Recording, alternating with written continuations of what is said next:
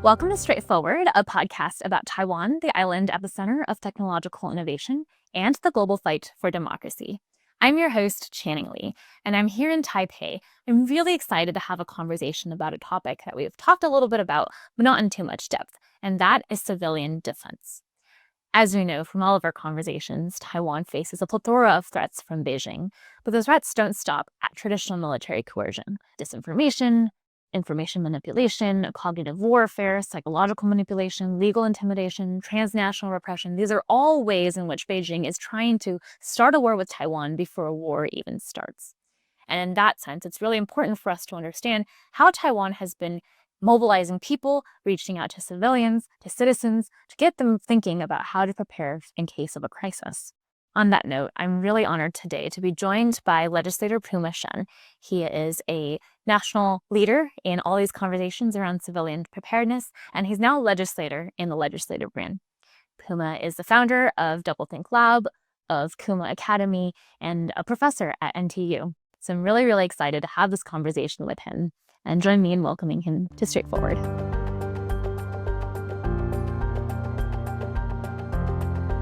Legislator Shen, Puma, thank you so much for having us here at your office. We really appreciate you. My pleasure. Taking the time to join Strait Forward. So welcome to Strait Forward. Thanks. Hi, everyone. You've had such an amazing and inspiring career. And before we get into all the substance, I do want to ask if you can introduce yourself. You started as a criminologist at NTU. You founded a lot of civil society initiatives, from Doublethink Lab to Kuma Academy, and now you're in the LY. So we'll talk through all that today, but wondering if you can just introduce yourself to our audience. Okay, so my name is Puma Shen. I'm the associate professor from National Taipei University. I'm also the legislator here in our legislative unit here in Taiwan. And here in Taiwan, it's a little different. I mean, you still keep your position at the university, so I still have to teach like 2 courses per week. Yeah, but I raise my salary here from the legislative unit. I mean, for the next 2 years. I see. So what inspired you initially to advocate for civil resilience? I think because I was a lawyer before, actually, and I graduated from law school here and also from University of Pennsylvania. And mostly, I mean, it's all about like criminal cases. So actually, you have to visit prison like pretty often, and then you have to, I mean, talk and interview with lots of criminals, and you can actually feel the vibe. I mean, to really know that there's like minorities here in our society that's pretty suffered. I mean, from not just the legal system, but I mean, got all the pressure. I mean, from economy, from all kind of resources. So I think that's the time when I joined lots of like grassroots movements and care about human rights. And so for my PhD, I studied a lot about white-collar crime because I mean, I feel like there are lots of criminals, but they're actually having some privilege and not being investigated. So I studied a lot about financial crime and state crime. And when I studied state crime, I realized that there are like authoritarian state actually having lots of oppression, I mean, within their own country and lots of human rights violation, but they try to brainwash and try to lie to everyone saying that, hey, there's nothing happened there in East Turkestan or Tibet. So that's the timing when I study propaganda and how they use this strategy. I call it stability maintenance within Russia and within China, how they try to persuade their own citizens why they are the best party in this country and they should be supported. And that's why I study cognitive warfare afterwards. Wow, no, that's really, really neat. I'm glad you mentioned cognitive warfare because I do want to ask you a little bit about the work that you did before you became a legislator. First on this piece, cognitive warfare, right? We've talked a lot about cognitive warfare as an abstract concept throughout our podcast, but we've never really sat down and defined it. You were like the master of this and you explained it really well. So first, can you help us understand, what is cognitive warfare and how does Taiwan suffer from this? I think cognitive warfare is the term, I mean, from academy. I mean, if you're using Chinese term, they call it 舆论战, so it's called public opinion warfare.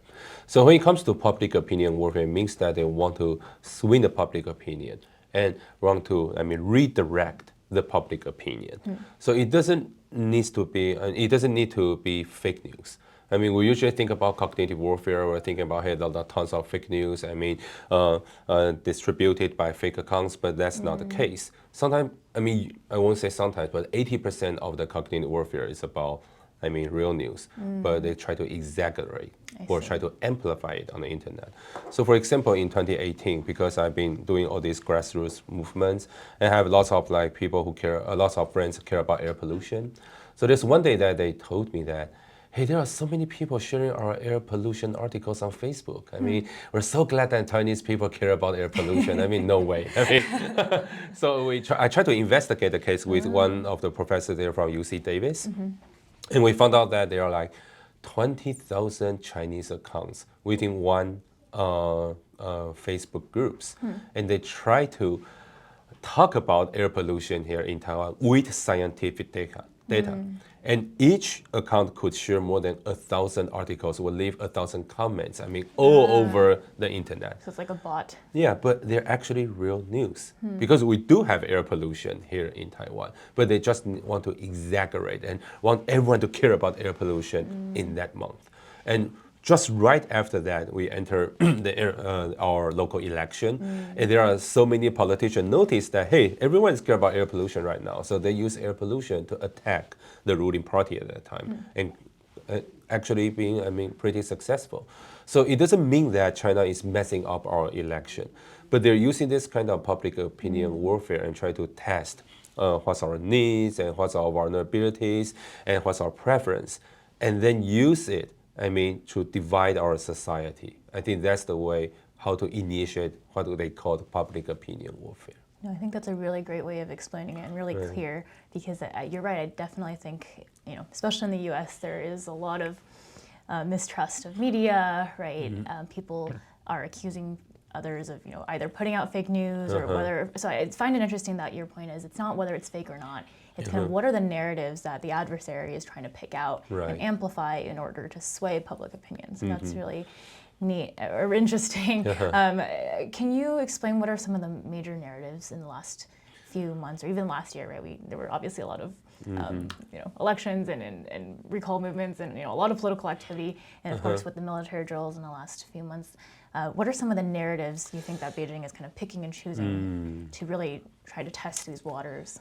It's so let me explain in this way, because there are like tons of narratives that they try to spread, and our work is try to not just debunking them, but trying to tell everyone, hey, this is the narrative from PLA, or this is narrative from United Front Work Department. So you need to, I mean, to be aware of it.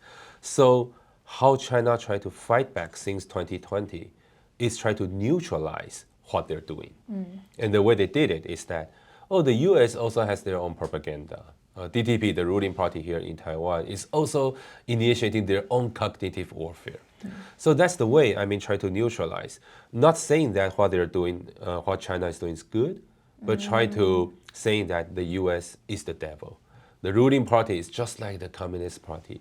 The Japan could not be trusted. The EU is the mess. So, I mean, after spreading all these narratives, not just on TikTok, but also on YouTube, especially, I mean, towards younger generation, they're trying to consuming all these narratives and thinking that, hey, every country is pretty much the same. So China is not that bad. I think this is the main narrative that they try to deliver to our younger generation. So back to your first question, because you asked me why I try to, why I care about civil defense education. Because after I done, I mean, lots of work on cognitive warfare, and I try to talk to some of the teenagers and saying that, hey, this is the message from the army, I mean, from the Chinese army, the PLA. You need to be aware of that. And I got the answer saying that, why can't I read the Chinese message? I can still watch like Hollywood movies, and I can watch the anime from Japan. So why can't I read the message from China? I mean, so the point is that they're treating China as one of the foreign country, but not as an authoritarian state, but not as a country that would invade Taiwan. So that is why I'm thinking that maybe I should take another approach. I should let everyone know that China posed a threat to Taiwan. And to accomplish that, we need to talk about like civil defense. We're talking about how to evacuate during the warfare, how can you prepare for the warfare, how to stop bleeding. Because when you try to teach all this, people might ask, why do I need to know how to stop bleeding? then you talk about the warfare, you talk about the threat, you talk about the China. When they treat China in a different way, then your work about cognitive warfare can be really understood by general public. I see. So it's in phases, right? So Right. it's also hard to just find someone off the street and start talking about war. Right? It's kind of, here's the media that you're consuming. Here are the Instagram, Facebook ads. I don't know, different social media platforms. Here's how they're trying to get to you psychologically. And then that next step would be like, okay, if there is actually a conflict, here's how you prepare yourself. So that's really interesting. It's a good transition, I think, to, I do want to ask you about some of the civilian defense work that you've also done. Before you became a legislator, you also founded Kuma Academy, right? And they host a lot of civilian defense trainings. Can you tell us a little bit about that work? Why do you think it's so important for these non-government entities to also participate in civilian defense? I think because we're quite divided right now here in our society. So just give you an example. We did a survey in 2024 during the presidential election, and then we asked people, who do you think is responsible for the warfare there in Ukraine? So it's actually very divided by the party that you believe in. So if you are DPP, like the ruling party supporters, I think the answer is like nearly 80% saying that it's Russia. But for KMT supporters, the opposing party, nearly 50% saying that it's the US. So it means that, the other party is kind of like consuming all these narratives from China. However, for example, they got maybe 30% of the supporting rate here in Taiwan. We, DPP, got the 30 supporting rate. But there are another 30% that are in the middle. They're independent voters. They actually determine the result of the election and also determine the direction of this country. So my approach is that we need to approach more people who are apolitical, who care about their own lives more. I think it's common. People just don't really care about national security or national defense. They care about their own lives. I think we need to approach that and tell them that, hey, we got a threat right now. So when we launch this Kuma Academy work, for example, we have the Kids Festival. We try to, teach kids how to stop bleeding, but the way we try to host this kind of activities, that we try to invite lots of parents to bring their kids to the park, right? So parents always want to bring the kids to the park so they could relax. So there are more than half of them, they're just apolitical. They don't care about this. But when they see that, hey, their kids are learning all this, how to stop bleeding and how to report your own location, why do I need to learn this? And we actually have games, on some sort of kids festival. And then gradually they would consume the knowledge and learn that, hey, maybe there's something important. Even it's not a war, maybe we have earthquake and typhoon here in Taiwan, this is also still important. So the goal from Kuma Academy is try to approach 3 million citizens here in Taiwan. We also have online courses, and also we teach cybersecurity, and also parents care about the kids because they're surfing on the internet. So how to protect your kids from being harassed by That's a good entry point, others, right? These are the things that people care about. So through all these channels, that's the way we try to push a little bit for people to understand what is national security. We talk about family security or community security, and gradually to national security. I do have a question about your efforts here with Kuma Academy and, of course, Doublethink Collaborate. Because unfortunately, this idea of national security, and due to a lot of the cognitive warfare from Beijing, a lot of your work is politicized. I'm wondering, how do you face these allegations, right? Oh, Kuma Academy, you're just stoking fears of war. You're just trying to provoke. It's all political. Oh, you are a member of the DPP, therefore you think a certain way, right? How do you overcome those kind of political charges? Because at their foundation, this is important for Taiwan's national security, right? But if someone just tries to kind of politicize it, sometimes it makes the importance of it less understood. So how do you face those? It's very tough. But we started Kuma Academy pretty early, even before the the warfare there in Ukraine. So there are lots of people who are, I mean, not that political, but join Kuma Academy, and they know that what we're doing is pretty neutral. We just want to protect the country. So these, I mean, people, they become the volunteer of Kuma Academy, so they also try to defend us, I mean, on the internet. But still, because I was nominated by the ruling party afterwards in 2023, and that is very easy for the other side to try to accuse, hey, this is the organization that belongs to DPP. So I quit, I mean, my position there in Kuma, and also try to keep adequate distance from Kuma. Whenever people are criticizing Kuma, I won't be the one to come out and try to defend, because I just add the political feel, I mean, on them. So they are the ones trying to defend themselves. And I think still, I mean, lots of people, I mean, hate Kuma Academy, but not people, I mean, in the middle, not the independent voters. So we still have lots of people joining, I mean, the Kuma's courses. I think that's the plus. But also right now, it's not just about, I mean, the opposing party here in Taiwan, but it's for China.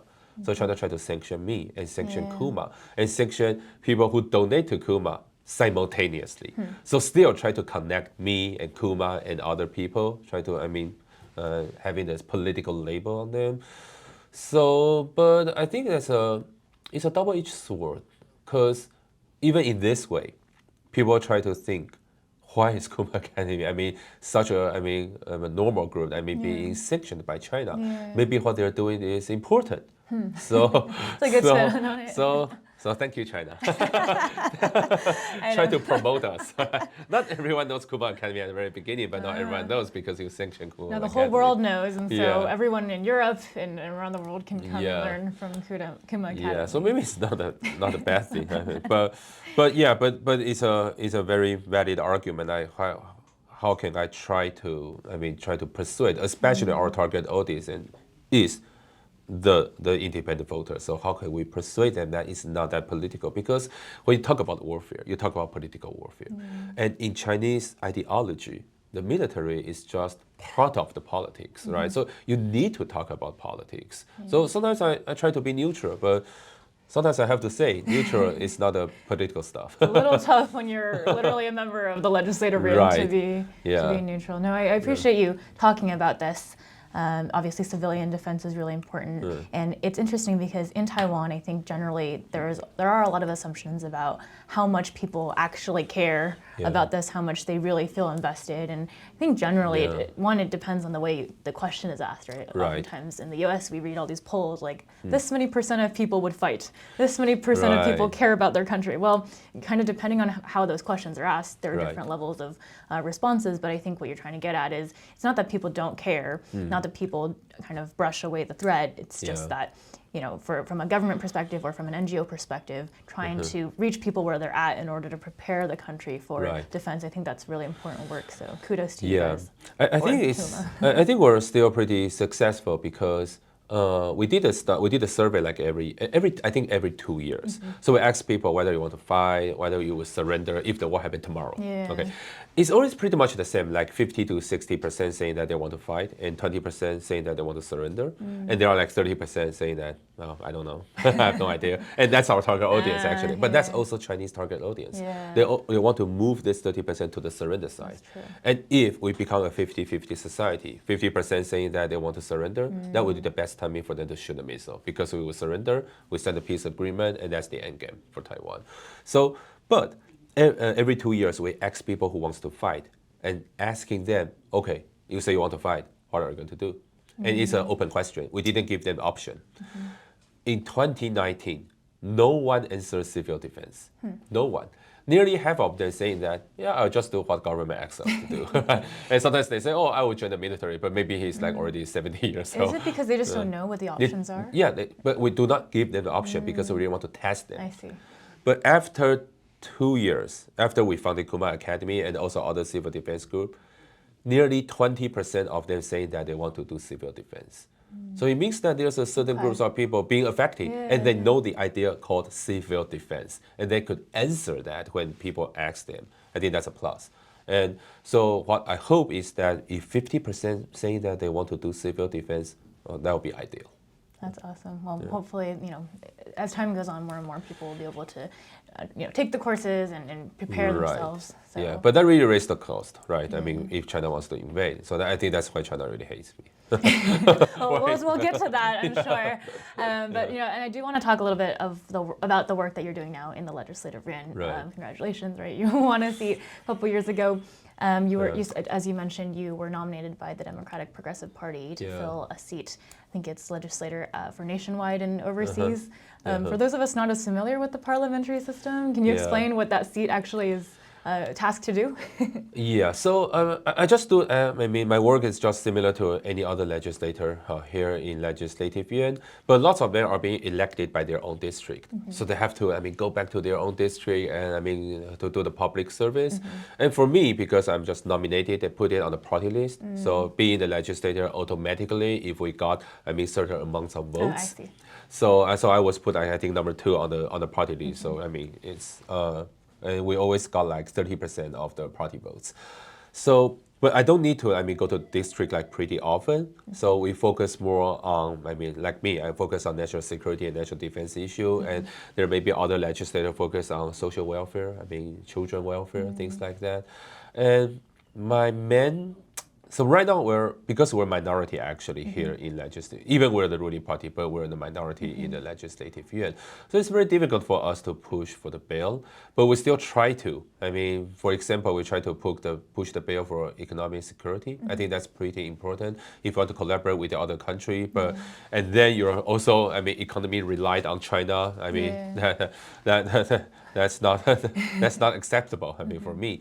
And also we're pushing for, the reforming civil defense system. And we also, actually, I proposed a bill saying that the United Front work system is, pretty much flourishing here in Taiwan. China really wants to infiltrate our own society. And we need a system to defend that. And one of the systems what I can think of is that because whenever China wants to approach our citizens, Taiwanese citizens, they need some middle person.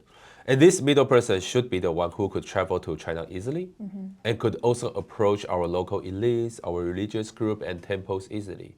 And that would be our legislator. Because according to our law, our legislator could freely go into China without any reports. They can just go to China like today and coming back maybe 2 days after. And they do not need to write any reports to the legislative yuan or to the administrative body. No. So they could secretly visit China. So that's a problem. That's the problem. Well, right. And they can also approach their own district, right? The community, the gangsters, the temple, everything. Everyone. Right? So I proposed a bill saying that if you want to go there, you need to be transparent. You need to put your schedule online and also being reviewed. But this bill has been blocked for more than 800 times. I think 800 oh my gosh, times. that's a lot of 800 times by the opposing party. So we try to, these are the things I'm trying to do, right? I try to revise the law, make sure that we have the system, and then we also revise the law, try to fix, especially the social media platform. Yeah. TikTok, Xiaohongshu, the Chinese version of Instagram. And how successful has that been? What's the public perception? Because after I tried to propose the bill and being blocked for 800 times, we know that, hey, you need to do something and secretly and not talk about China. So, for example, when we want to do something about social media platform, if you propose the bill saying that the national security is our priority, so we need like a legal measure. The opposing party would be against it. You need to find other justification. So fraud, I think, is everyone cares about fraud and anti-fraud, and also children porn. These are the things that people care about. So we try to use this as our justification, saying that if you want to fight fraud, then these are the approaches that you could wield. Against the social media platform. And that is also our future approach when we want to do something, to TikTok, to the Xiaohongshu, right? Because even I think national security is important. If it's not acceptable by the general public or by the opposing party, you need to find other justification. So, but that's our disadvantage right now because TikTok has been really collaborating on fighting fraud. So you cannot use it as a justification to say that, hey, I need to ban TikTok. But luckily, I mean, Xiaohongshu, never respond to any request about, anti-fraud approach. So that became, our according to our new bill, we can actually use the law to actually ban Xiaohongshu. Yeah, that's creative approaches, right, to be able to reach this. Yeah, because we're a democratic system, we still need to respect the law. Yeah. Can I ask? Domestic politics is messy in any democracy, right? And obviously in Taiwan, some of these issues are especially divisive. How have you, now that you are in the OY, trying to reach out to members of the KMT and the TPP to collaborate on these things? Because I really do still find it very hard to believe that all members of any opposition don't care about these issues. Right? How have you had these conversations with these legislators? How do they want to work with you? I know it's a difficult question. It's very tough when it comes to children welfare, social welfare, or any other common issue. It's actually very easy to negotiate them because everyone cares about it, and so you can pass the bill. But whenever it comes to national security and national defense, that's another thing. And I'm the one who are responsible for national security and national defense, and that is why I found it very, very difficult to talk with them. So for example, to pass the law, we have to enter a negotiation stage. And so every party have the members who sitting around the table, negotiate with each other. And almost every time when I try to talk, they just stand up and leave. So it's not just difficult. They do not want to hear me, talk about all these issues. Because when they leave the room, no one signed the negotiation agreement. And then that's how that your bill could be blocked in that way. So it has been very tough. But because I worked with other legislators when I was a scholar before, it's not that difficult before to talk with all these legislators, even when it comes to national security. But things really changed for the past 2 years. And my hypothesis is that because, like I said, lots of KMT supporters thinking that, half of them thinking that the US is the devil. So their politician could also be affected by their own supporters because they need their votes. So when my supporters say that the U.S. is the devil, I would also talk about, tell the story how U.S. is the devil right now. And then that's why, they openly call me CIA agent or American agent. And that would never happen, I would say, 2 years ago. So for the past few years, our opposing party really changed. Because of the cognitive warfare in many parts, right? Yeah, and many people ask me, if it's the case that these politicians has been infiltrated or maybe bribed by China, I said, maybe that's not the case. But what we could see, scientifically, is their supporters has been changed by the cognitive warfare. So, the politics needs to follow suit. They need their votes. And that's how, the pro-China group gradually gain their power within the opposing party. I think that's the danger right now. Yeah. Oh, such heavy topics. Yeah. You are so brave. You've faced a lot of personal intimidation, right, from Beijing, because all the topics that we're discussing today, I appreciate you being able to openly talk to us on our podcast about this. Obviously, those of us in DC, many other capitals around the world, who are really trying to work to defend Taiwan, but also because it's in America's interests, right? We understand a lot of these challenges, and when we talk about them, obviously in Taiwan, it's a lot more political and always sometimes challenging. Sometimes there are personal repercussions, right? You've recently, you've been doxxed via satellite imagery. China's posting all your personal information online. How has this intimidation impacted how you go about your work? I think because I talk about, China, they have, we call it 3 warfares, right? The legal warfare, the psychological warfare, and public opinion warfare. So we've been talking about public opinion warfare for several minutes. And the psychological warfare is the one they try to target the politician and the military and make sure that you get pressure. and then you make wrongful decision. That's psychological warfare. So that is why last year when there was a conflict between our Coast Guard and the Chinese illegal boats, and 2 of the Chinese died, they actually asked our government to send our Coast Guard to China to be, to the court there in China. So that really puts the pressure on our side, on the Coast Guard, right? I mean, we didn't do that. But the Coast Guard might think that, hey, if something happened, in the future, would our government send us to China? Things like that's the pressure, right? So that's psychological warfare. And so because I'm studying all this, I know that they want to, initiate this kind of psychological warfare on me. So if I feel the pressure, they win. So I could never feel the pressure. I told myself, at the very beginning, these are just the approaches that they try to put on me. And if I make wrongful decision, that would do harm to our society and do harm to this country because I'm a public servant right now. I'm a legislator. So I don't really feel the pressure. For sure. Even they released the satellite image of my house, and so, but I think my family actually feel the pressure, right? Like my wife, my parents. My daughter knows something about it, but she didn't. She could feel a little bit pressure because when I walk on the street, there's just happened like a few weeks ago, and people try to push the flashlight on me and saying that why are you operating the cyber army here in Taiwan? That's why that China wants to sanction you, something like that. And my daughter is just beside me, and she feels a little bit scared. So I think to protect my family, that would be my priority. But my wife, gradually, get used to it right now. So and she knows that's my work, right? Yeah. And that's something that you cannot abandon. And so right now I need to be strong. And I also need to fight against all the disinformation against me, not just by China, but also by the opposing party, because you need to stay here so you can deliver all this message to the general public and let them know what's the future of Taiwan and what's the thing that we need to do right now. But I'm also training lots of people, through Kuma Academy, right? So I think even they try to attack me in the future, and if I cannot stay in this position, but we still have lots of Taiwanese who can do this. That's what I believe. That's I often say that if you kill one Taiwanese, we still have thousands of Taiwanese. We don't need to be afraid.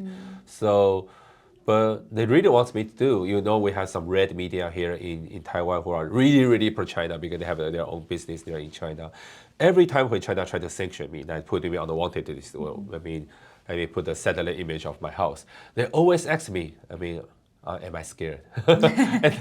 Because they need that answer, right? They need the KPI. So if I'm scared, and the Taiwan Affairs Office there in China, or the Ministry of the State Security, they will feel relaxed because so they their got the KPI. officer can then report back, oh, he's scared. Oh, he's scared. Yeah, and they will stop it.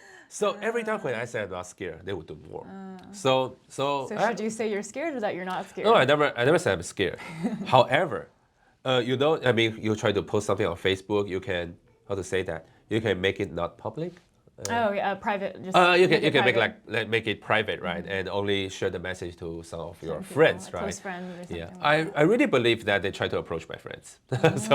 So I sometimes post the thing, in a private message saying that, oh, I feel so stressed, and I believe maybe some of the friends, because I got 4,000 friends on Facebook, so some of my friends might deliver this message to Ministry of State Security, so they could stop for a while because sometimes I need to relax. Yeah. Right? So, but I never feel scared. So. Well, I find it really inspiring. Yeah. So thank you for sharing about the work that you're doing. My pleasure. Just the last question on this transnational repression piece, right? How do other Taiwanese feel about this, right? Yeah. You are obviously staying strong because you really believe in the mission and the cause. Yeah. Your family very brave alongside you. But for others who are seeing this happening, right? Do you think this transnational repression is also impacting them? Yeah, I think that's a very important one, because that's psychological war. The end game of the psychological warfare. So they try to put the pressure on me, and if I feel stressed or I deliver this message to the general public could be easily threatened in the future. Yeah. Right? So, for example, we have lots of Hong Kongers. Stay here in Taiwan after 2019, And then they often also receive the message from the Ministry of the State Security or from Gong'an, the Ministry of the Public Security. They receive the message saying that, hey, I'm just, being here with your sister right now. You need to tell me who approached you there in Taiwan, something like that. So they try to threaten general citizen. So as a politician, you need to stay strong. But second, you also need to develop a system like how to protect our own citizens. So for example, if they're visiting China, what's the risk? If they're visiting other country, what's the risk? If they're posting something on Facebook, what's the risk? And how can you protect yourself from being harassed by China? So I often, during the questioning time, I often try to persuade our own government. This is something we need to do right now. Because you need to establish the whole system and make sure that these people won't be kidnapped or being harassed by China. We have lots of actors and actresses, having their business there in China. How can you protect them? That's the case. Once you have the program, once you have the system, and then as the politician, you also symbolically, deliver the message to the general public. This is nothing to be afraid of. Then that you're really, be having all the public be prepared for the future threats. No, that's awesome, and Yes. hopefully lessons that the U.S. and our allies can also learn from all of this. Right? Definitely, yeah. I think that's something that every country would face. So here, as a legislator, I will try to push for we call it a hybrid warfare center, something like that. So it's like every country needs like a center that we got the intelligence, we try to collect the disinformation that they try to spread, and also how the legal system works, how to fight against their legal warfare and psychological warfare. And this thing needs to be shared, simultaneously to the democratic allies. And everyone has the same system, we collaborate with each other, that's how we can fight against them.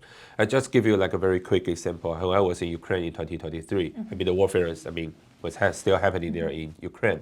And I found that there's disinformation against Taiwan, saying that Taiwan is secretly helping Russia to to do something there. Okay, so which is wrong. And I try to, it's a conspiracy, right? And I found out that there's only, because I was in Kiev, and there were only like 3 Taiwanese in Kiev. So no one would debunk it. Yeah. Right? So you just let all this disinformation spread. And vice versa, here in Taiwan, we have tons of disinformation spread by China. It's saying that Ukraine is the one trying to help Hong Kong independence, and that is why they got Nazi, but they also call me Nazi. So, but that's the conspiracy. And we only have less than maybe 50 Ukrainians here. No one debunk it. And if you let all this spread, you're spreading all the distrust within all these democratic allies. But if you're internationally, if you're like collaborating with each other, you know that, hey, there's a disinformation against, because it's from the same government, it's from Russia or China or Iran. And then we are debunking all this together. So you won't be, killed or infiltrated one by one. So, all these alternative states are collaborating with each other right now. We need to collaborate with each other right now also. Yeah, no, we've, at SCSP, we write extensively about this axis of disruptors, right? China, North Korea, Iran. Right. They're all working, Russia, all working together to kind of spread these narratives. So I'm really glad that obviously Taiwan is defending itself in this fight, but hopefully also, working with allies and partners on this piece. Yeah. So I know you're a really busy guy. I don't want to spend too much time. No, Are there any kind of legislative priorities for 2026 that you're looking forward to? I know that the defense budget is still up in the air. That's the thing. One of the narratives that they always want to spread is that you vote for DPP, the ruling party, you're voting for the battlefield. You're beyond the battlefield, and that's how they try to scare our own citizens. And that's how they said, if we talk with China, we don't need all this defense budget. But I don't believe that's the case. China would not keep any promise. You never talk with China, and then if you really talk with them and sign a peace agreement, the last region that signed the peace agreement is Tibet. We do not want to be Tibet in the future. We do not want to be Hong Kong. All these cases are just in front of us, and that's the message we really want to tell the public. But that's hard. Like I said, not everyone cares about national security. So I often deliver the speech in a university, or even just hold a microphone on the street. Talking to our citizens, right? Hey, this is the danger that we're facing. Please, support us, and please support not our party, but support this nation. Even we have different opinions among all these parties, we should be on the same side when we talk about national security and national defense. Well, thank you so much for your No, it's my time. pleasure. The last thing we always ask all of our guests, one of the purposes of Strait Forward as a podcast is to help our Yeah. audiences in DC and around the world get to know Taiwan a little bit more.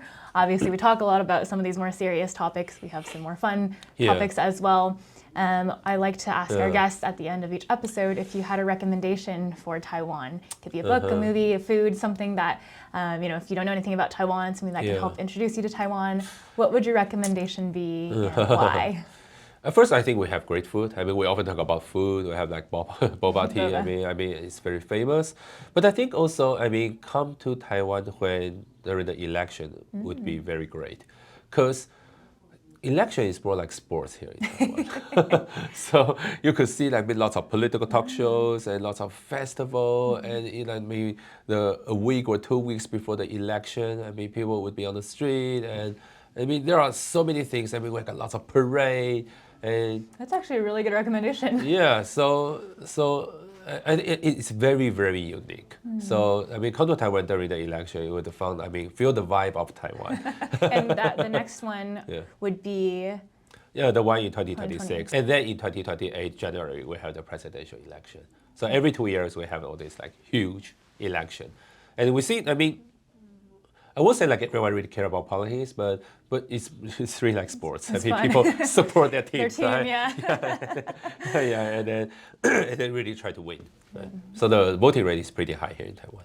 All right, well, I'll come back in November and then we can chat again just to see how things are progressing. But Puma, thank you so much for this conversation. It was really enlightening. Hopefully our listeners also get to learn more about Taiwan's civilian defense initiative. So I really appreciate you joining Strait Forward. Thank you. Thank you so much. Thanks.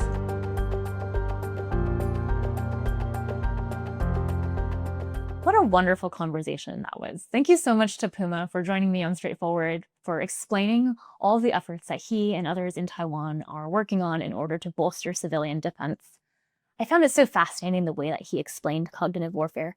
He's a professor, so obviously he's good at explaining things. But I think one thing that he stressed that I really want to come back to is that cognitive warfare is not necessarily just about spreading information, whether false or real. Right? It's actually about trying to shape public opinion. From Beijing's perspective, cognitive warfare is deployed in Taiwan in order to sway people's opinions of Beijing, of the CCP, and of what they're trying to do. And that is actually a really, really dangerous tool that has proven that the war has perhaps already begun in the minds of the CCP. Understanding cognitive warfare and how Beijing is deploying that against people in Taiwan and around the world is really important, because I think that question about Taiwan's will to fight is one that we think a lot about in the United States. So understanding how external factors are now influencing Taiwan's will to fight is actually really important to understanding some of the ways in which people are thinking about their future here in Taiwan.